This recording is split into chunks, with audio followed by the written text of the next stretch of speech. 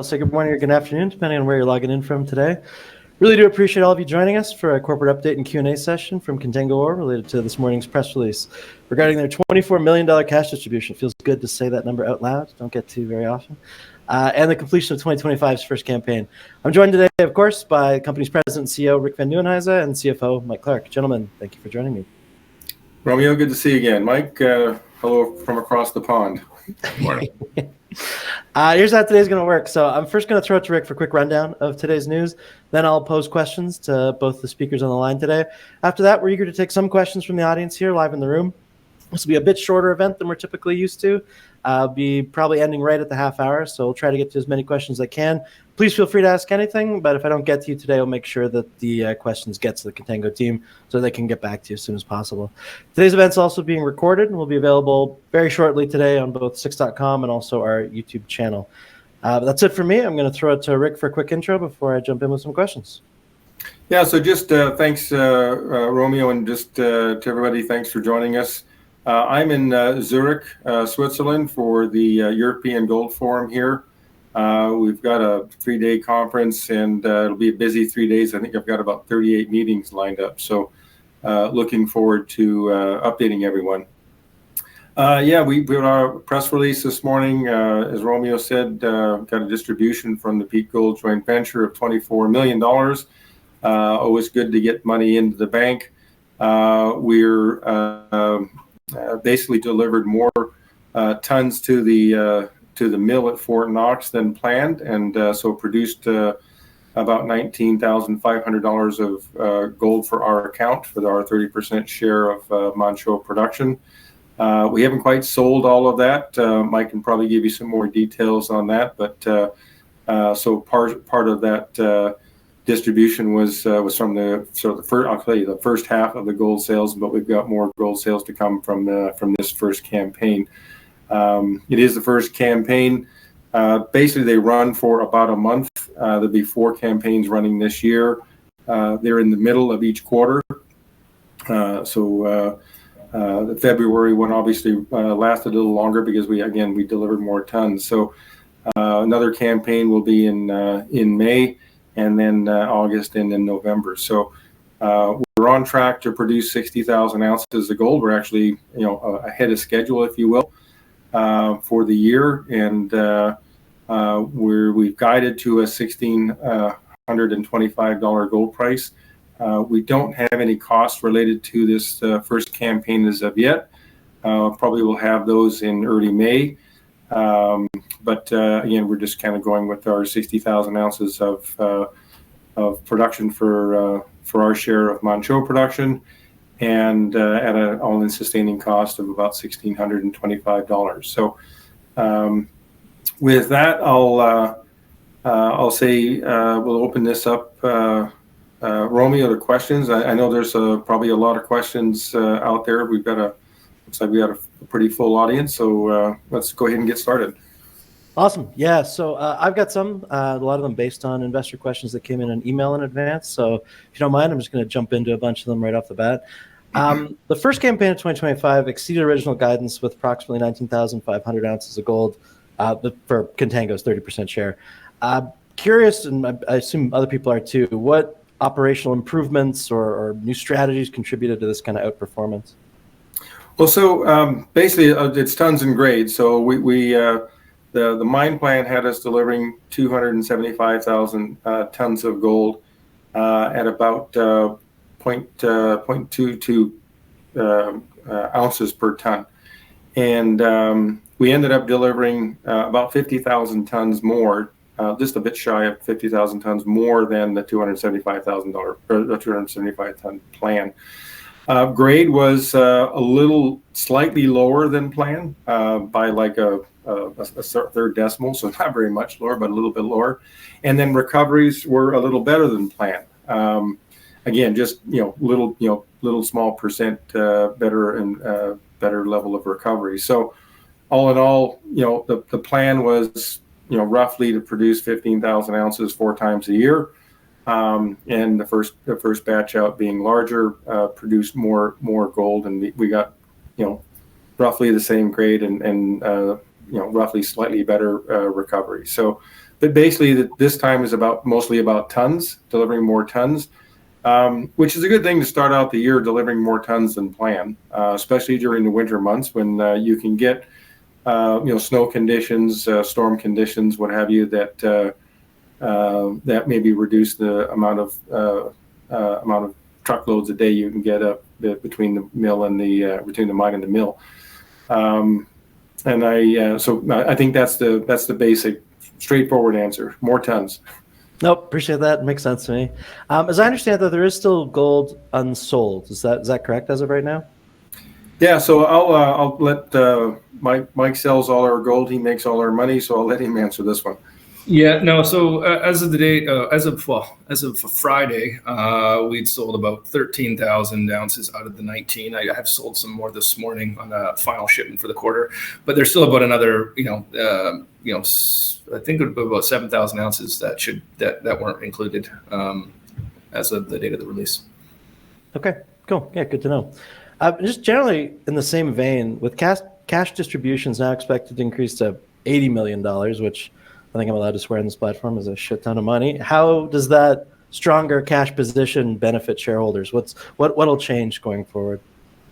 Well, maybe I'll answer first and let Mike again answer more like a CFO.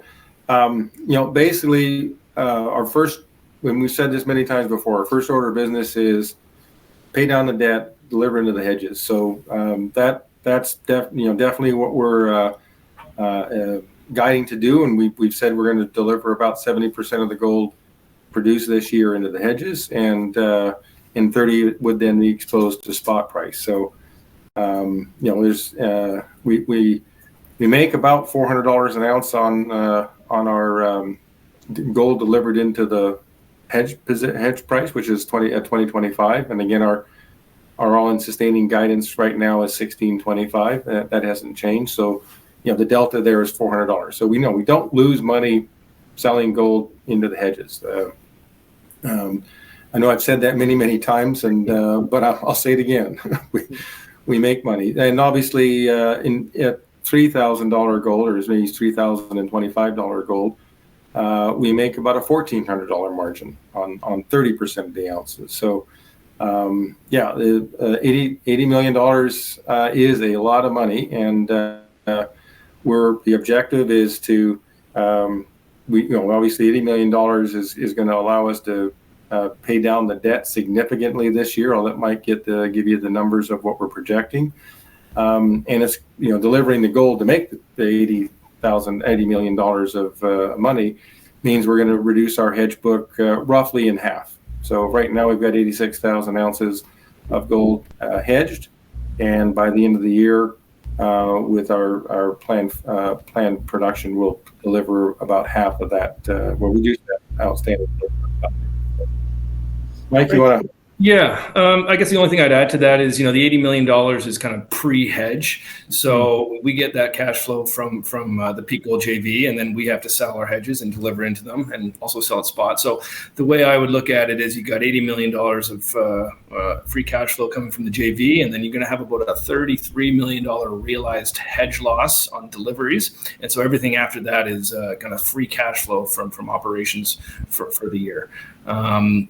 The only other item, kind of as Rick said, the $9 million as part of this $24 million came in early March, and that really related to 2024's excess cash, which is kind of added to what we weren't projecting necessarily in our budget, and so that's kind of given us the ability to kind of focus on cash management and timing of paying down principal repayments in advance to save on interest, and just give us a little more flexibility in what we want to do. Make sure there's plenty of cushion account for the year. Nope, makes sense to me. One thing I noticed in the press release is it mentioned ongoing incremental improvements in both ore haul and processing at Fort Knox. I'm curious if you can just share some sort of specific examples about these improvements and what they mean for campaign results going forward. Yeah, so so one of the there were three main areas where we reduced the effectiveness of the truck haul in terms of tons of ore being delivered to the Fort Knox mill per truckload. And they were, the bridge rate restriction, that's still in place. So I think, rough numbers, that was about 2.5 tons further restriction in terms of tons of ore in the truck. The other one, or one of the other ones, was a moisture content of the rock, and being in the wintertime, whatever water was in the stockpile at that time is still in the stockpile because it's still frozen. So that's counted as moisture content, if you will. And then the third, and that was another couple of tons of extra weight that wasn't included in the feasibility study, because everything we're always comparing to at that time is always back to the feasibility study plan, because that feasibility study was the plan. And then the third thing was ice and snow buildup on the trailers. That wasn't anticipated in the feasibility study, and that was another 2.5 tons of rock, of ice and snow. I think all of us were a bit surprised that trailers picked up that much ice and snow, but that's the fact, is that they do. And so there's that's probably the area that we've had the most success at incremental improvement right now, is just knocking the ice and snow off the truck before it gets on the highway. Most of the accumulation takes place on the road between the mine site and the highway. The highways are generally kept very clear. Obviously, if it's a snowstorm, if it's a bad snowstorm, they don't drive the trucks. They just take a break for a few hours or half a day or whatever it is until the snowstorm passes and the roads are plowed. So that's I'd say that's one of the incremental improvements that has been realized. As I said, the moisture content for the ore that's already been stockpiled over the winter, it's frozen. The moisture's in there. You're not getting it out until springtime. Sure. And then the bridge weight restriction is still in place. And the good news on the bridge weight restriction is that the federal DOT and the state Department of Transportation, the federal government did approve the state transportation plan, which included money now to fix the bridges. So that money's been allocated, in the plan is to start fixing the bridges this year. As I understand from the press release that the DOT gave a month or so ago, the bridges won't be completely repaired until next year. Don't know if we'll see an increase in the amount of in the bridge rate restriction, but good news is it eventually gets repaired and we'll get that weight back. Oh, that's great. I also wanted to ask, we touched on it, but I want to talk about gold recovery rates. You averaged 93.5 during the first campaign year, slightly above plan. Curious what contributes to that rate increase, just so people get it. Yeah, so basically it's getting the recipe right. And the main part of the recipe is oxide versus sulfide ore. And the sweet spot in terms of recovery is to have a 2-to-1 ratio, and 2 oxide, 1 sulfide. And with the current setup of the mill, that's what they aim towards, and they've obviously dialed it in pretty well. You've got at the stockpiles at Manh Choh, you have high-grade oxide, low-grade oxide, high-grade sulfide, low-grade oxide, and you want to do a blend to target a grade, and the grade is around 0.2, and so if you dial it in right, you kind of optimize the recovery factor. Now, as we get deeper and deeper into the ore body, we'll see more and more sulfide, and there are plans to add oxygen into the mixture, which is part of the recipe, if you will, to help improve gold recoveries. And again, this is not a refractory ore, so don't want anybody to misunderstand what I'm saying.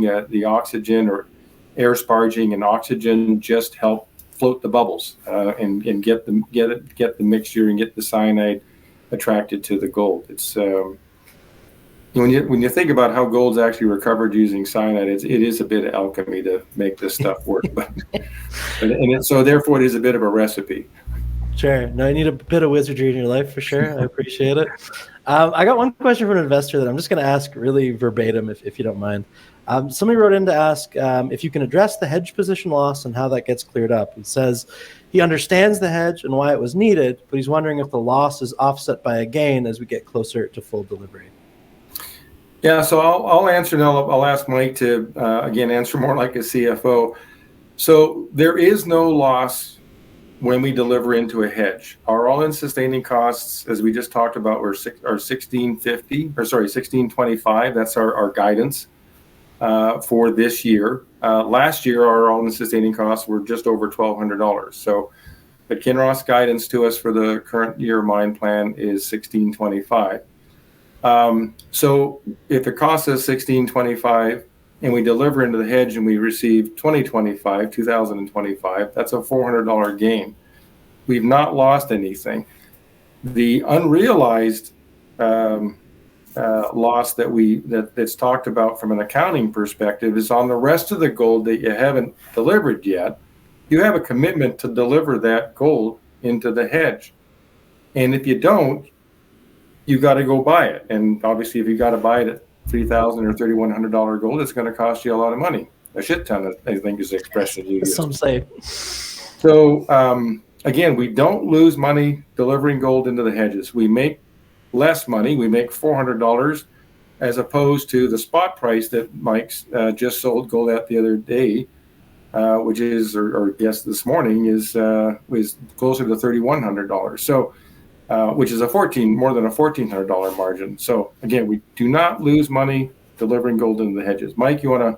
Yeah, I guess I agree with what you said, Rick. I think just looking at it from the financial statement perspective and looking at the 2024 results, we ended up with I think about a $55 million hedge liability on the books.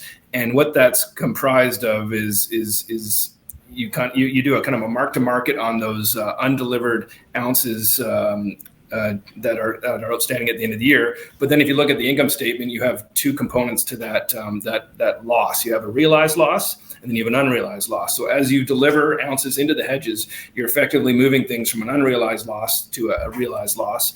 And so at the end of the year, we had $20 million go to realized losses, which relates to the hedge deliveries that we went into. And then there was $35 million related to all the outstanding hedges that haven't been delivered into. So as we continue to deliver this year, you're going to see a higher realized loss versus unrealized loss. Does that kind of make sense, or did I say realized too many times? Does the word? I just want to add in there that the only way we lose money on the hedges is if we don't deliver the gold. As long as we're delivering gold on plan, and right now we're delivering more gold than planned, so that's good.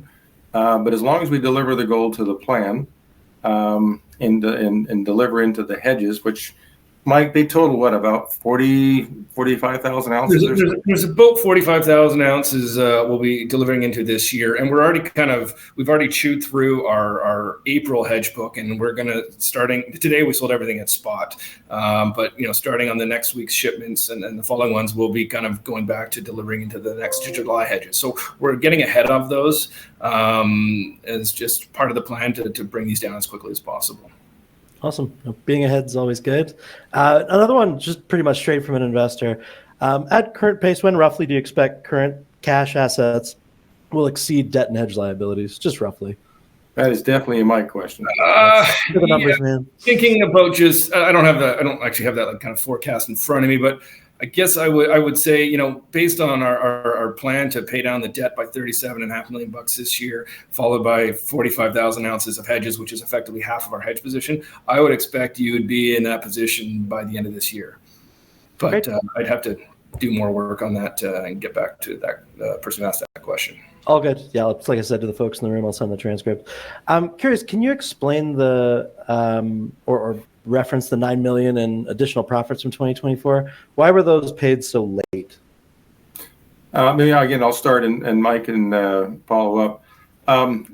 Basically, when we sold all the gold from the last campaign of 2024, which was in November, it takes about if you run the mill for 4 weeks.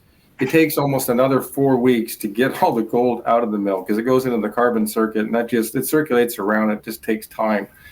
And so part of it's that the gold didn't actually get sold until 2025. And also I'd say that going into the winter months, I think the Peak Gold management said, okay, well, we better, we've got the money in the bank. Let's keep it here until we know we don't need it. Again, operating in the wintertime, stuff happens and you might get delays. If you have a lot of winter storms, you might get a few delays or here and there. So I think that's the sort of the prudent management of Peak Gold joint ventures money to operate that way. And I'd say they, by the time March rolled around, they said we don't need the $9 million anymore, or your $9 million anymore. There you go. I got a political question, so Mike, you want to explain that like a CFO would explain it? Well, the only thing I would say is, from their perspective, it's easier to hold back the money than come up short and have to go back to us and ask us to write them a check. And I think we prefer that too. So that's kind of just how we ended up there. Nope, appreciate it very much.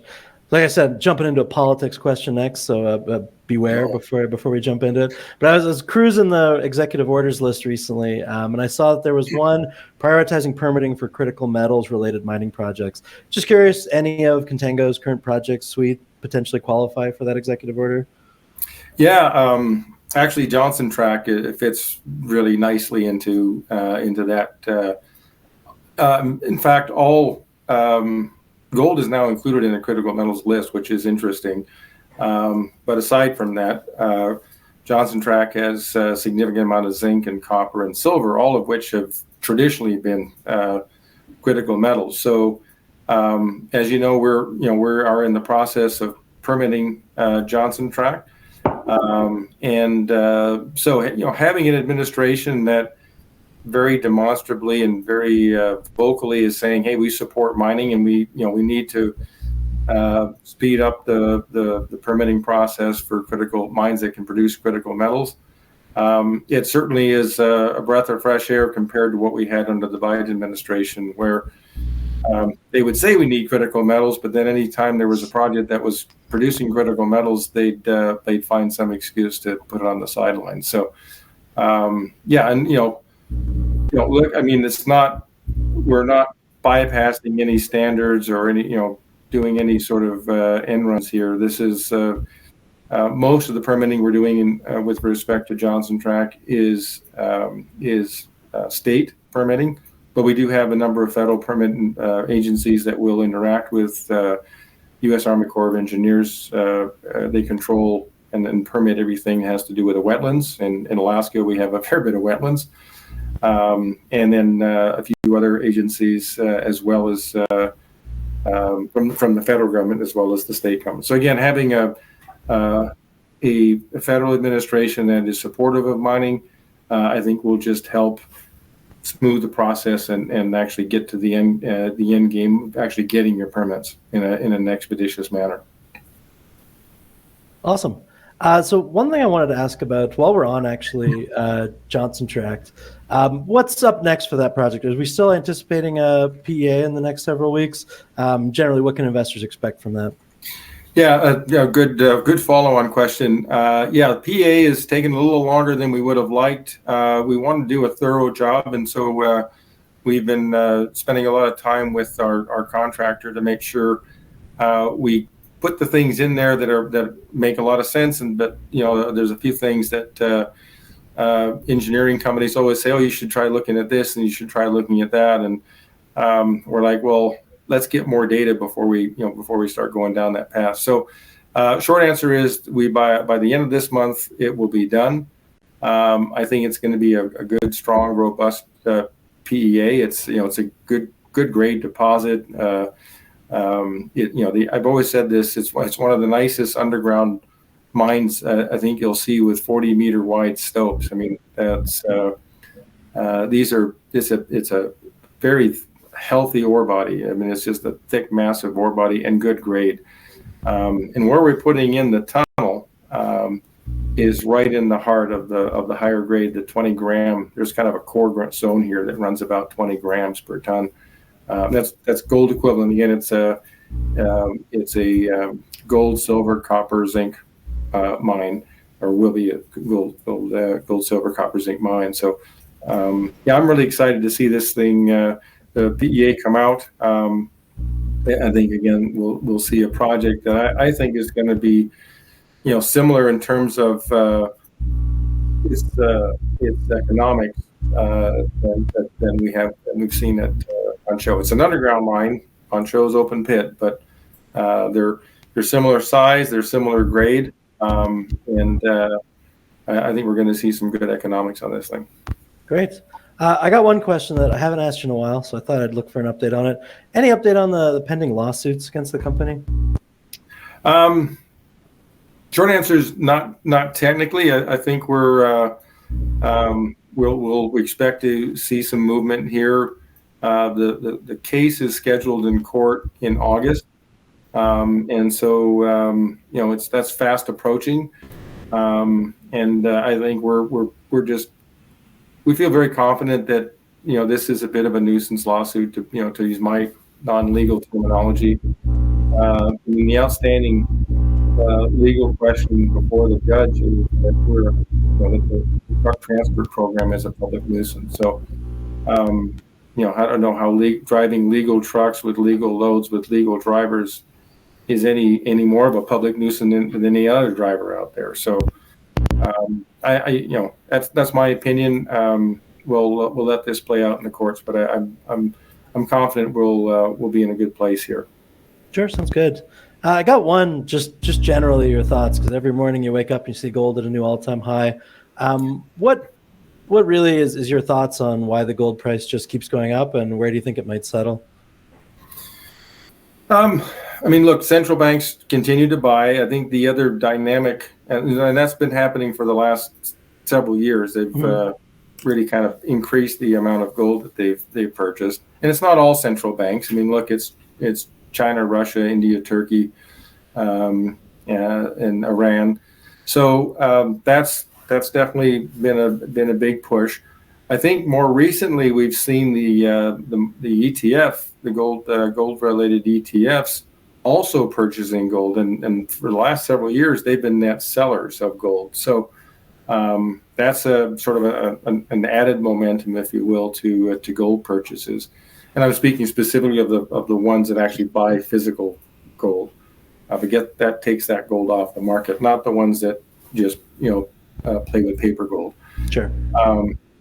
And because that's like a $1 trillion business of trading paper. Sure. So obviously, the what they call it, the Trump, what's being referred to as the Trump trade or the Trump tariff trades.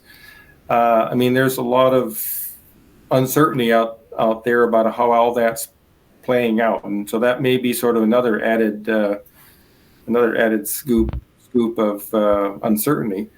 It's interesting that Bank of America, which is a big conservative American bank, came out with their guidance for next year gold price of $3,500 an ounce.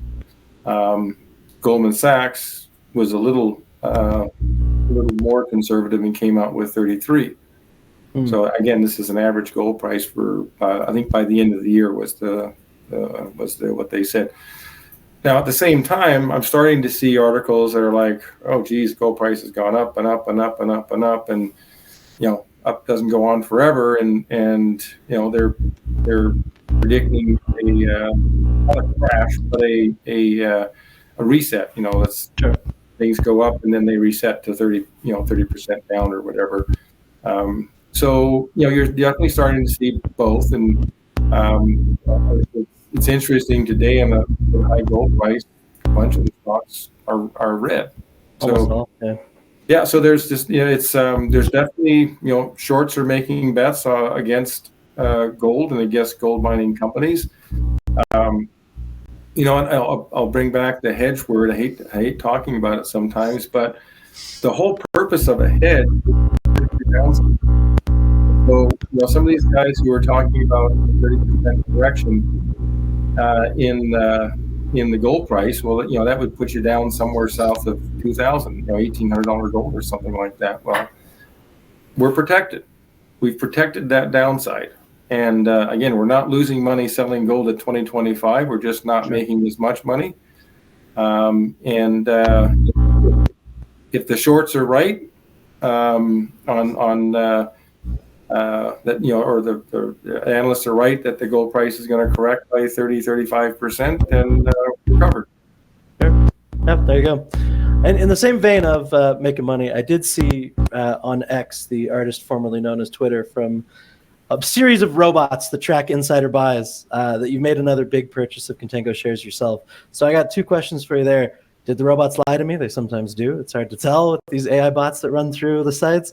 But if not, can you give us some details on your personal buying? No, I actually, I did buy, I think it was 10,000 shares. And I'm actually planning to buy some more when Mike lifts the blackout here. We usually put a blackout around any press release we have out. So I think we are incredibly undervalued at $10 a share. And so, yeah, I bought shares and I plan to buy some more shares. Great. I got one question from the audience. I know there's a bunch. Like I said, I will get this whole transcript to the team, so you will be getting back to from them near future. But somebody asked, do you think the market's attaching negative value to Johnson Tract? Considering cash flows robust, stock is cheap compared to those cash flows. They ended with, what gives, Rick? What do you think is going on? I mean, look, a company has to build for the future. And I think with Manh Choh, we've demonstrated that the DSO model works. So long as you have the three main criteria, which is that you've got good grade, you can get things permitted, and things that are on private land are a lot easier to permit than things that are on federal land, as an example. And all of our projects are on private land. So we tick all three projects tick that box. And then we're, from a standpoint of from a permitting just the mine. Again, we're not building mills and tailings facilities and things like that. So permitting just the mine, if you're above the water table, it's a heck of a lot easier to permit a mine. It's just, you're just not interacting with groundwater. So at Lucky Shot, the mine is above the water table. The only time we have water in the mine is when it's raining, or when there's all the snow is melting, which is springtime. Once that is out of the system, the water, and it's very good water quality. That's the other part of water. There's the amount of water and then the water quality. Lucky Shot is in a granodiorite. It's literally tombstone. It's really good quality water. You put it into some settling ponds, and any turbidity settles out, and then you can release it because it's good quality. Johnson Tract, kind of the same scenario. It's above the water table. Your body's above you. And we're purposely putting the tunnel in a post-mineral intrusive rock.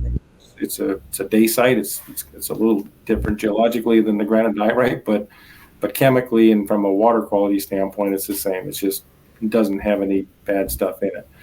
So we can just build an infiltration system and let the water run out of the mine. You settle it out so you're not putting any turbidity even into the groundwater. So those are the things that makes things simple for a mine to be permitted, and also makes it simple to operate.